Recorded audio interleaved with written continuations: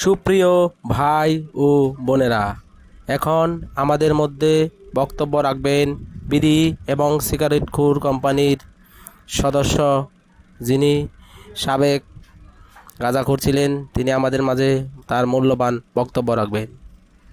সম্মানিত বিড়িখোর কমিটির সদস্য বৃন্দ, সকলকে জানাই আসসালামু আলাইকুম।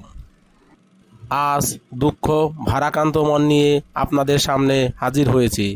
আপনারা ইতিপূর্বেই অবগত হয়েছেন যে সারা বাংলাদেশে সিগারেট বিড়ির দাম বেড়েছে। এ বিষয়ে কারো কোনো মন্তব্য নেই।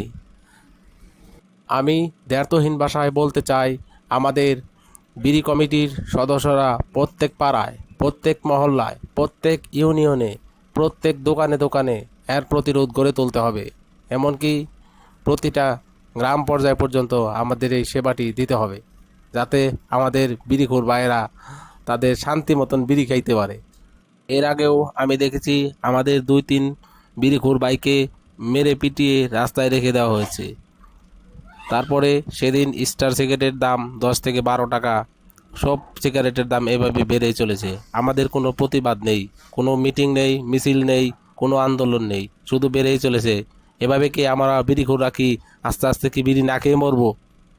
স্যার, গত 3 দিন ধরে আমার কোনো টাকাই নেই, আমি বিড়ি খেতে পারিনি। এক রিক্সাওয়ালা তার সিগারেটের মোতা নিচে ফালাইছে, সেটা নিয়ে আমি টাইনা কোনো রকম খাইছি।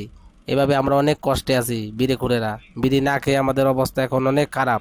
দিন দিন এর দাম বেড়েই চলেছে। এখন একটা একটা বিড়ি যেভাবে মানুষ 6-7 জনে ভাগ করে খায়, একটা গাঁজাও মানুষ এতজন ভাগ করে খায় না। তোমার কথাগুলো শুনে আমি অনেক কষ্ট পেলাম। দারোয়ান, একে যাওয়ার সময় 10 প্যাকেট স্টার সিগারেট দিয়ে দিন। আসুন ভাইরা, আমরা সবাই এক হই, সব বিড়িখোরেরা মিলে রাস্তায় নামি, যাতে বিড়ির দাম কমানো যায়। না হয় এভাবে দিন দিন বেড়েই চলবে, একটা স্টার সিগারেট 100 টাকা হয়ে যাবে।